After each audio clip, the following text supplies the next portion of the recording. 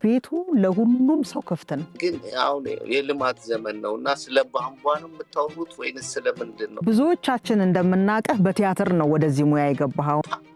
እናንተ ልጆች በጥበብ ከእንዲህ ከከፈላችሁ ወደፊት ትልቅ ደረጃ ትደርሳላችሁ። አሜሪካን ሀገር ሆኖ መስራት ምን ይመስላል? ከባድነቱ እንዴት ነው? የወርቁ ቤተሰቦችና እኔ ብቻ ሲያንገላቱን የኖረው በቲያትር ያኔ ከባድ መስዋዕትነት። በቃ የሙሉ ሰዓት ደራሲ ሆንክ ማለት ነው። በዛች ኑሮ ላይ እንደገና ማርሻል አርት እንማር ነበር። በቃ የፉጨት አስተማሪ ነበር የምንመስለው። እግዚአብሔር ይመስገን። ወደ ፊልምና ወደ ቲያትር ለመግባቱ ምክንያት የሆነው ምንድን ነው? በድርብ ሀዘን በሚል የመድረክ ቲያትር ነው የጀመርነው። ሁላችንም የአሜሪካ ፊልሞች አሜሪካን ግሬት ነች የሚለውን ነገር እኛ ውስጥ ያሳደሩት በፊልሞቻቸው ነው። በእግዚአብሔር ፍቃድ የተሰራ ስራ ነው ነው የምለው። እኔ ሰንሰለት እኔ የሚደገምም አይመስለኝ።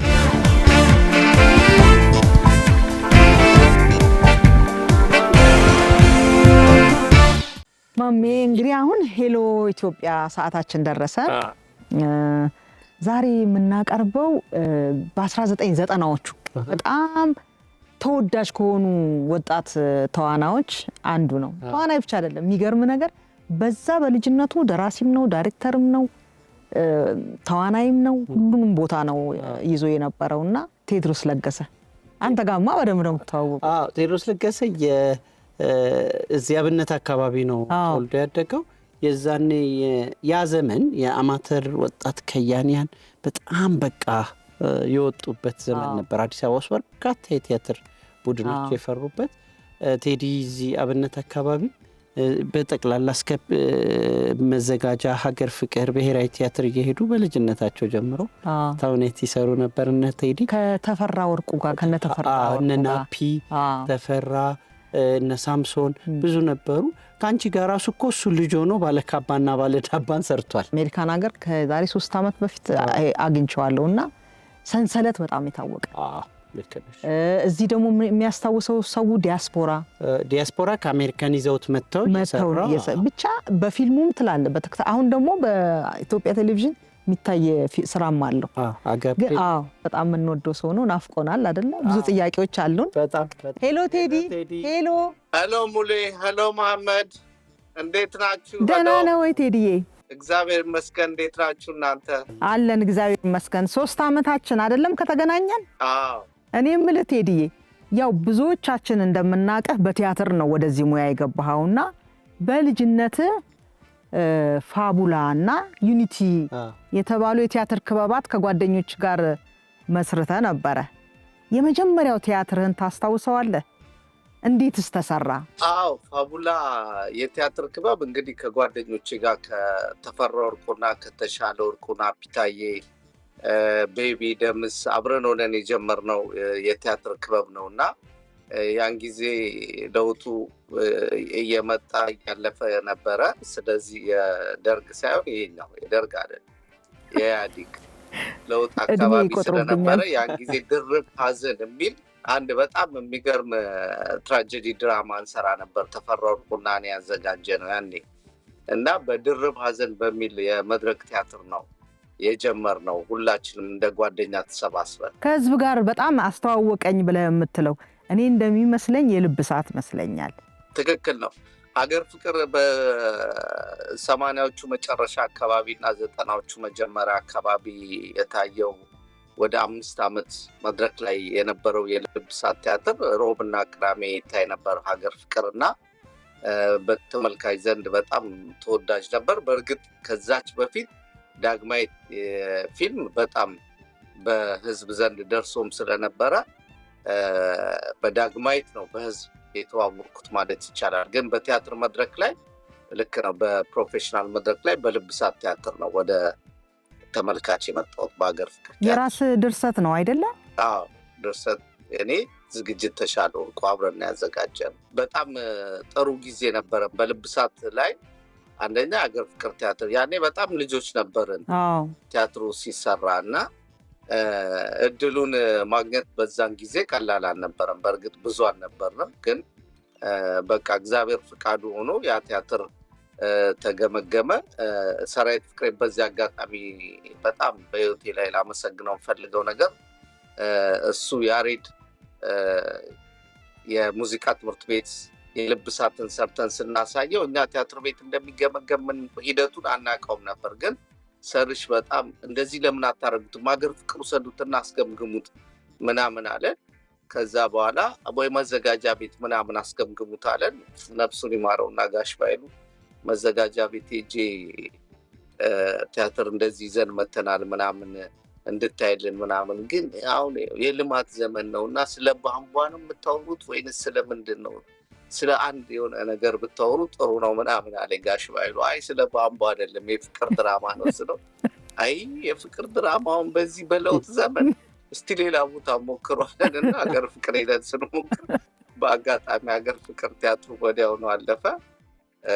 ሀገር ፍቅር ለ5 ዓመት ታየ። ከዛ ለመቀጠራችንም እንደገና ሌላ ቲያትር ጽፈን የእሑድ ቲያትር ደግሞ ጽፌ እንደገና የጣርሳቅ የሚለውን ቲያትር ወደ እሑድ ቲያትር ገባ። በቃ በሳምንት 3 ቀን 4 ቀን የእኔ ቲያትሮች ታዩ። በዛው ተቀጠርኩኝ በሀገር ፍቅር ቲያትር። ስለዚህ ከዛ በፊት ድርሰት ጽፈሃል ማለት ነው? ከዛ በፊት ያው ፋቡላ እያለው ድርብ ሐዘን የሚል ቲያትር ነበረ። ሌላም አንድ ድራማ ነበረ። እንደዚሁ በየቀበሌው በየአዳራሹ በየትምህርት ቤቱ ከዩኒቲ ኮሌጅ ጋር እየሄድን እየዞርን እንሰራ ነበር። በጣም ታታሪ ነበርን። እኔ ተፈራ ወርቁ፣ ተሻለ ወርቁ፣ የወርቁ ቤተሰቦችና እኔ ብቻ ሲያንገላቱን የኖረው በቲያትር። ያኔ ከባድ መስዋዕትነት ይከፈል ነበር። አማተር ሆነን እና ታስታውሻለሽ? የምንከፍለውን መስዋዕትነት ቀላል አልነበረም። በጣም አረሰውም። አንዴ እንደውም ሳልቀጠር ሮሜዮ እና ጁሌትን እየሰራን ጋሽ ስዩም ነበር የሚያዘጋጀው። በጣም ዶፍ ዝናብ ይወርዳል ሮጥን ምናምን በዛ ብላ ማዘጋጃ ረጅም ነው፣ መጠለያ የለውም። ከበር ጀምሮ በቃ እዛ እስክንደርስ ድብልቅልቅ ያለ ዝናብ ነው። በስብሰን ስንገባ እናንተ ልጆች በጥበብ ከእንዲህ ከከፈላችሁ ወደፊት ትልቅ ደረጃ ትደርሳላችኋል አላዛና ጋሽ ስዩም እያሹኩና እግዚአብሔር ይመስገን ጥሩ አልጣለንም። ዶፉ ምኑም ራቡ ምኑም ወርዶብን ያን ጊዜ በጣም ከባድ ነበረ። በዛች ኑሮ ላይ እንደገና ማርሻል አርት እንማር ነበር። በቃ የፉጨት አስተማሪ ነበር የምንመስለው። እግዚአብሔር ይመስገን ግን ቀናንና ብዙዎች ያላገኙትን እድል አሁን የተሻለ ሰው ሆነን ወይም ጥሩ ከባድ ሆነን ሳይሆን በወቅቱ እግዚአብሔር እድሉን ስለቀደደ ሰዎች ደግሞ ጌትነት እንየው መቶ ቲያትራችን አይቶ አበረታቶ ነበር። ከሰርሽም ጋር መስራታችን እድሉን በቀላሉ እንድናገኘውና እግዚአብሔር ፍቃድ ሆኖ ወደ ቲያትር ዓለም ውስጥ ተቀላቀለ። ታዳጊው ቴዲ ወይም ወጣቱ ቴዲ ወደ ፊልምና ወደ ቲያትር ለመግባቱ ምክንያት የሆነው ምንድን ነው? በመጀመሪያ እዛ እና ቀበሌ 28 ውጋገን የሚል የቲያትር ክበብ የሚያዘጋጀው የግጥም ምሽት የኪነጥበብ ምሽት ነበረ እና ከዛ በፊት ሃይስኩል እያለው አዲስ ከተማ ስማር አብይ የሚባል አማርኛ አስተማሪያችን ግጥም እየወጣን እየጻፍን ማንበብ ያለማምደን ነበር ተማሪዎች ፊት እና መጽሐፏ ምናምን አብይ የሚባለው አማርኛ አስተማሪ ያበረታታኝና ትንሽ ውስጤን ያውቀው የሞከረ ይመስለኛል። ከዛ ቀበሌያችን እንደዚህ አይነት ዝግጅት ሲመጣ መሳተፍ ጀመርኩኝ። በወቅቱ 12ኛ ክፍል እየተማርኩ ስለነበረ ወዲያውኑ በዛው ተሳብኩኝ። ከዛ በኋላ ያው እግዚአብሔር የሆነ ነገር መንገድ ሲቀድል ከገባበት የማትወጣው ነገር አለ አይደል? በቃ በዛች 40 ምሽት ፕሮግራም ተዋጡ። እዛ ላይ ትናንሽ አጫጭር ነገሮች መጻፍ ምናምን ጀመርኩኝ። ያው ድርብ ሐዘን የሚለውን ቲያትር ይዘን ዩኒቲ የቲያትር ክበብን አቋቋምን። ከፋቡላም ምናምን ወጥተን ተስፋ አበበም ጋር ትንሽ ነካክተናል። ብቻ ጥሩ ልጆች ተገናኘንና በርትተን በመስራት ወደ ቲያትሩ ዓለም ገባን። የፊልሙ ዓለም ያው ሰርሽ ነው ዳግማዊትን ካስት በማድረጉ ወደ ፊልሙ ዓለም እንድቀላቀል ከፍተኛ እርዳታ ያደረገልን ሰራዊት ፍቅሬ ነው። ምንም ጥያቄ የለውም። ዳግማዊት ላይ ነው መጀመሪያ ካስት ያደረግኩት። ዳግማዊት ደግሞ በወቅቱ በኢትዮጵያ ቴሌቪዥንም በምንም ታይቶ ስለነበረ ጠቅላላ ኢትዮጵያ ውስጥ ከፍተኛ ተቀባይነት የነበረው ፊልም ነበረ። በዛ ደረጃም ፊልም ገና መሰራቱ ስለነበር ማለት ነው። ሀገር ፍቅር ተቀጠርኩ ስትል ሰምቻለሁ ቴዲዬ። እስቲ ስለዛ ጊዜ ቆይታ ስለተሰሩት ቲያትሮች እስቲ እናስታውስ። ሀገር ፍቅር ቲያትር በጣም በሚገርም ሁኔታ ወጣትነታችን ያለፈበት ቲያትር ቤት ነው። በጣም ልጆች ነበርን፣ ግን ሁሉም ሰው በቃ እጁን ዘርግቶ ነው የተቀበለን ማለት ይቻል ነበረ። የልብ እሳት ቲያትር በመወደዱ ብቻ ሳይሆን ወጣቶች እንዲመጡ የሚፈለግበት ጊዜ ነበረ ያው እና ከውጭም በደንብ በርትተን እንሰራ ስለነበረ ከመቀጠራችን በፊት ስለነበረ የልብሳት የወጣው በጣም ጥሩ ተቀባይነት አግኝተን ነበር። ህዝቡም በደንብ ቲያትራችንን ይመለከተው ነበር። ኦልሞስት ከመቀጠራችን በፊት ወደ 3 ዓመት ቲያትሩ ታይቶ ነበረ እና በዛ ላይ ደግሞ እንደገና የጣርሳቅ ቲያትርን ጽፌ ነበረ የወር ቲያትር እና በጣም ጥሩ ተቀባይነት ነበረው። ጥሩ ጊዜ ነበረን በሀገር ፍቅር ቲያትር። ከዛ ባሻገር ግን እኔ እንቀሳቀስም ስለነበረ እዛም ሮሚዮና ጁሊየት ላይ እሰራለሁ። 4ቱም ቲያትር ቤት የመስራት እድሉን አግኝቼ ነበረ ከተለያዩ ዳይሬክተሮች ጋር ከጋሽ ፍስሐ በላይ ነፍሱን ይማረውና ዳኛው አሻግሬ መሰረት የሚሉ 2 ቲያትሮች እንደዚሁም ብሔራዊ ቲያትር ከማኔ ጋር ባለካባና ባለዳባ ባለካባና ባለዳባ ላይ ነበርክ እንዴት ሄድዬ? የጌትነት እኔው ልጅ ትንሹ የልጅነት ታሪክ ሆኜ ምግብ ብንበላው 2 ልጆች የለንም። አይገርም የሆነ ሲል ላይ እሱ እኔ ብዙ ነገር እየረሳው ያኔ ንግስት ነበርሽ አንቺ። እኔ አይረሳኝም አክቲንጓ በቃ ዋዜማ ላይ ብትለው ውበትን ፍለጋ ላይ ብትለው ስቴጅ ላይ ያላየኋት ቦታ የለም። ቲያትር በጣም ነበር የምንወዳት። አሁን ዛሬ አንተ ነህ ትልቁ ኢሹአችን። ዛሬ ስላንተ ነው ማሜን ያስጀመረ ቀጥለለ እና ሀገር ፍቅር በዛ ዘመን ሀገር ፍቅር ትልቅ መድረክ ነው። እኔ መጀመሪያ ያስታውሳለሁ ማሚ ቬኑስ ነጋዴን ነው እዛ የሰራሁት እና መድረኩ ከነደበበ እሸቱ ጋር ነፍሱን ይማረውና እዛ መድረክ ላይ መስራት በጣም ከባድ ነው። በጣም ትልቅ እድል የሰጠን ቤት ነው ሀገር ፍቅር። እግዚአብሔር ይመስገን በጣም አሁንም ጨምሮ ጨማምሮ ያሉትን እድሜ ይስጣቸው። ቲያትር ቤቱንም ብዙ ወጣቶች የሚፈራበት አንጋፋ ቲያትር ቤት ነው። እድሜ ይስጥ። አገርም ወጥተህ የጥበብ ስራ መስራት አላቆምክም። መጀመሪያ ደቡብ አፍሪካ እንደሄድክ አጋፔን ነው የሰራው፣ አጋፔ ፊልሙን። አሁን ደግሞ አጋፔ ተከታታይ ድራማ አድርገኸው መጥተሃል። አንደኛ ቴዲ አጋፔ ከሚለው ጋር ምንድን ነው ያለህ ቁርኝትና ሁለቱ ደግሞ ምንድን ነው ልዩነትና አንድነታቸው? እንግዲህ ከኢትዮጵያ ከወጣው በኋላ በርካታ የመድረክ ድራማዎችን በዚህ በአሜሪካ በመላው ዓለም ማለት ይቻላል አውሮፓ ዞረን ሰርተናል። አሁን በቅርብ ራሱ አውሮፓ ዞረን ነበር። ከዚህ ደግሞ የመጀመሪያውንም ቲያትር በታሪክ ከአሜሪካ ድሮ ከኢትዮጵያ ወደ አሜሪካ ነበር ወይም ወደ ሌላ ዓለም ነበር የሚሄደው። እኛ ግን የእኔ ቲያትር ዲያስፖራ ትዝ ይላችሁ ከሆነ በጣም በሚገርም ሁኔታ የታየ ቲያትር ከዚህ ወደዛ ይዘን በመምጣት ጥሩ ጊዜ አሳልፈናል በቲያትሩ ዓለም። እንግዲህ አጋፔን ባልከኝ መሰረት አጋፔ ከኔ ህይወት ጋር በትክክል ቁርኝት ያለው ነገር ቢኖር ከርዕሱ ነው። እንግዲህ ሳውዝ አፍሪካ ላይ ያንን የፍቅር ድራማ ስጽፍ አጋፔ እንደ ትርጉሙም ይሄ መለኮታዊ ፍቅር ወይም ልዩ ፍቅር፣ ፍጹም ፍቅር፣ ምንም ስህተት የሌለው ፍቅር እንደማለት ስለሆነ ልጠቀምበት የፈለግኩት እዛ ሳውዝ አፍሪካ ላይ በስደት ዓለም በምትኖርበት ጊዜ በጣም ሰው ያስፈልጋል። አይደለም ፍቅረኛ፣ አይደለም የራስህ የሆነች ሴት፣ አይደለም ሌላም ሰው በምትፈልግበት ጊዜ ያው ያንን የፍቅር ፊልም ስንሰራው ርዕሱ ስለወደድኩት ነው። ይሄ ደግሞ አጋፔ ተመልክታችሁት ከሆነ በስፔሻል ኒድ ልጆች ላይ የተሰራ ፊልም ነው። እነዚህ ስፔሻል ኒድ ልጆች በሚገርማችሁ ሁኔታ ይህንን ስክሪፕት ከመጻፋችን በፊት በርካታ ቤተሰቦችን ለመጎብኘት ሞክሬያለሁ። ፊልሙም ላይ የተሳተፉ ሰዎች አሉ እንደዚሁ ስፔሻል ኒድ ያላቸው አባቶች፣ እህቶች እና ወንድሞች እና ልጆቹ በሚገርማችሁ ሁኔታ ምንም የማያውቅ ይመስላል እንጂ የታመሙ ይመስላል እንጂ በሚገርም ሁኔታ ልዩ ፍቅር ያላቸው ሰዎች በምንም ልትገልጿቸው አትችሉም። በጣም በቃ አታችመንታቸው ምናምን ከእናትና ከአባታቸው ጋር ያላቸው ነገር የሚገርም ነው እና አንድ አባት ስክሪፕቱን ርዕሱን ለመጻፍ እንትን ስል እኔ አለኝ ከሌሎቹ ልጆቼ ፍቅርን የማውቀው በዚህኛው ልጄ ነው እና እሱ ባይወለድ ኖሮ እዚህ ምድር ላይ ለማን እንደምኖር አላውቀውም ነበር አለኝ እና ይህንን ፊልም እነዚህን ህፃናቶች ለመግለጽ ብፈልግ ባወጣ ባወርድ ከአጋፔ የተሻለ ርዕስ ለማምጣት ባለመቻሌ ነው እንጂ ሁለቱ እጅግ በጣም የተለያዩ ፕሌዮች ናቸው። ያኔ ፍቅር የስደት ህይወት ነው። ይህም በእርግጥ ስደት አለው፣ ግን ስፔሻል ኒዶች ላይ የተሰራ ፊልም ስለሆነ እነሱን ለማገዝ ነው ፊልም የሰራ ነው። ቴዲዬ በሙያ እዛም አሜሪካ ከሄድክ በኋላ ሳውዝ አፍሪካም እየሰራህ ነው። በፊልሙም በዝግጅቱም በድርሰቱም በቃ የሙሉ ሰዓት ደራሲ ሆንክ ማለት ነው። ያው አሜሪካን ሀገር የግዴታ ቤተሰብ ልጆች ምን ሞርጌጅ ቤት ምናምን ስላለ የግዴታ መስራት ያለብሽ ብዙ ስራዎች አሉ። ግን እኛ በጣም እዚህ ሀገር ላይ ብዙ ስራ እንሰራለን። ማስታወቂያ እንሰራለን። ሌሎች መጽሔት እናዘጋጅ ነበር። ሌሎች በጣም ብዙ የተደራረቡ ስራዎች ነበሩ። አይተሽዋል፣ መጽሔቱንም አይተሽዋል፣ አንቺ ታውቂዋለሽ።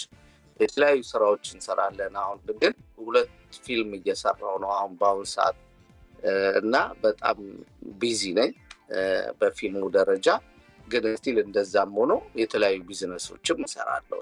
ዝም ብሎ መቀመጥ አይቻል። አሜሪካ በፊልም ብቻ አይኖርም። ሰንሰለት በጣም ተወዳጅ የቴሌቪዥን ድራማ ነበር እዛ አሜሪካን ሀገር የሰራችሁት። እዛ ሆነ ሌሎችም ስራዎችን ሰርተሃል፣ በርካታ ስራዎችን። በተለይ ግን ተከታታይ ድራማ ለረጅም ጊዜ አሜሪካን ሀገር ሆኖ መስራት ምን ይመስላል? ከባድነቱ እንዴት ነው? አሜሪካን ሀገር በጣም ዋጋ የሚያስከፍለው ነገር አንዱ በሙያ መስራት ነው። ማለት እኔ በቃ ምንም እንደ ቫይረስ ነው የሙያ በእኔ ህይወት ውስጥ ያለው እና ምንም የማይድን ነገር ነው እና ምንም ካልሰራው መስራት መኖር የምችል አይመስለኝም። ከዛ ባሻገር ግን ፊልም መስራት፣ መከራው መሸከም፣ ኃላፊነቱን ትከሻዬ ላይ ማድረግ በጣም ደስ ይለኛል እና ሰንሰለትን ስንሰራው የኔ መስዋዕትነት ብቻ አይደለም። ተመስገን አፈወርቅ አብሮኛል። መስቀሉ ነብዩ የሚባል ጎበዝ ኤዲተር፣ በወቅቱ 4ታችን በጣም ህይወታችንን ሰተንበታል ማለት ይቻላል። 133 ክፍል ነው የተሰራው ሰንሰለት። ከዛ ባሻገር ደግሞ ምርጥ ተዋናዮች አገኘን። ብዙዎቹን ጀማሪዎች ናቸው። ቲያትር ሰርቶ አያውቁም፣ ፊልም ሰርቶ አያውቁም። እነዛን አክተር የማድረግ ትልቁ ኃላፊነት እኛ ላይ ቢወድኩም ግን በጣም በቅንነት የሰሩት ነገር ነው። መኪናቸውን እየነዱ መጥተው ልብሳቸውን ለብሰው መበለው ሌሊት 1 AM ላይ እንግዲህ ሚድናይት እንዳለፈ ማለት ነው። አንድ ሲን ጎሎን በጣም ብርድ ነው። አሜሪካን ብርድ ሙሌ ታውቀዋለች መቼ እና በዛ በብርድ ጫካ ውስጥ ገብተን የቀረጽነው ቀረጻ አለ እና በእግዚአብሔር ፍቃድ የተሰራ ስራ ነው የምለው እኔ ሰንሰለት። እኔ የሚደገምም አይመስለኝም። አሁን አጋፔ 100 ምናምን ክፍል ይሄዳል፣ በጣም አይሄድም። እርግጠኛው የምናገረው 2 ሲዝን 3 ሲዝን ራሱ ከጨረስ ነው በጣም እድለኞች ነን። በውጭ ሀገር ፊልም እንደ መስራት ለረዥም ጊዜ ያው በአማርኛ ፊልሞች ማለት ነው ፊልሞቻችን የኛ በእንግሊዝኛም ልሞክር ነው ሞክር እንዴ ፊልሞቻችን ወንዝ እንዲሻገሩ ኢትዮጵያዊነታችን እኛነታችን ውስጥ በደንብ ተጽዕኖ የሚያሳድር ፊልም እንዲሆን ለምሳሌ ታውቀዋለህ የአሜሪካ ፊልሞች አሜሪካን ግሬት ነች የሚለውን ነገር እኛ ውስጥ ያሳደሩት በፊልሞቻቸው ነው። እኛ ምን ማድረግ አለብን እዛ መስመር ውስጥ ለመግባት? አርቱ እና ባለሙያው መታገዝ አለበት። የሀገርም ውበት የሰው ልጅም ህይወት ምንም በኪነ ጥበብ ካልተዋጀና ካልተቀመጠ ታሪክ ሆኖ ምንም ዋጋ የለውም። የአዲስ አበባ ውበት አሁን ዛሬ አዲስ አበባ ምርጥ ነች እና ያንን ግን በፊልማችን ካላሳየ ነው በኪነ ጥበብ ታግዞ ካልተዋጀና ለዓለም ካልታየ ምንም ጥቅም የለውም እና መታገዝ ያስፈልገዋል። ከማስታወቂያ ጀምሮ ባለሙያው ቢታገዝ ደስ ይለኛል እና ያ ከሆነ በውድድርም በፊልምም የፊልም ልጆች አሁን ጥሩ ልጆች ፈርተዋል። ጎበዝ ልጆች ይሰራሉ። ብዙ ፊልም ያለው እና አይዲያቸው ወንዝ የሚሻገር ልጆች አሉ። በጣም ሙያቸውን ጠንክረው የሚሰሩ ልጆች አሉ እና የማይሻገርበት ምንም ምክንያት የለም። ግን ቋንቋችን ወደ እንግሊዝኛ መሄድ አለበት። መዳበር፣ ወርክሾፕ ማግኘት አለባቸው። መላላክ ተልኮ እዚህ 15 ቀን 20 ቀን ወርክሾፕ ከመንግስት እያዘጋጀ ባለሙያውን የምር መጥቀም ያስፈልጋል ብዬ አስባለሁ። ኢትዮጵያ ቶሎ የሚያመላልስ ጉዳይ ምንድን ነው? አትምጣ እያልከው ነው አይደለም? አይ ሆም ሲክነስ ነው ምንም።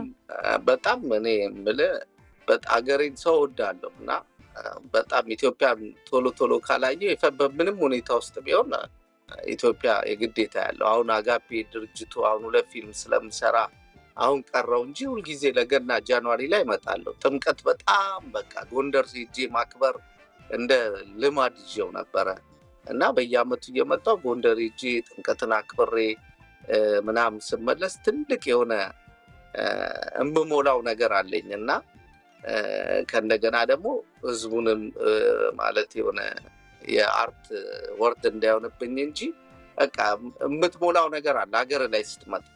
እዚህ ውስጥ የሚጎድል ሁልጊዜ የፈለገ ሙሉ ህይወት ቢኖር የሚጎድል አንድ ነገር አለ። ያ የሚጎድል ነገር ደግሞ ሀገር ላይ ሄደህ ካላገኘው የትም ቦታ አታገኘውም እና ኢትዮጵያ መምጣት በጣም የሚያስደስተኝ ነገር ነው። ያው በአሁኑ ዓመት ባለመምጣቴ ትንሽ ቀረ ብሎኛል።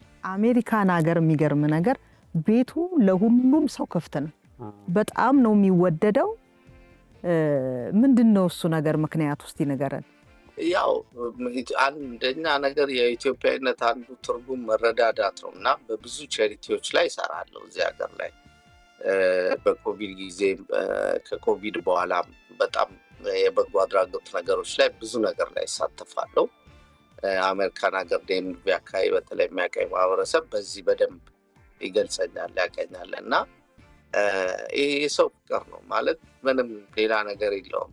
ሰው መዋደድ ከልባችን መሆን አለበት እና መረዳዳት፣ መተጋገዝ። እዚህ በስደት አሁን ለምሳሌ የሚመጡ ልጆች አሉ በጣም ብዙ እኛ ያለፍንበትን እንዲያልፉ አልፈልግም። ማንም ሰው ያልፋል። የአሜሪካ የ6 ወር ጉዳይ ነው እና ምንም ያለሽበት መከራ ይቆማል።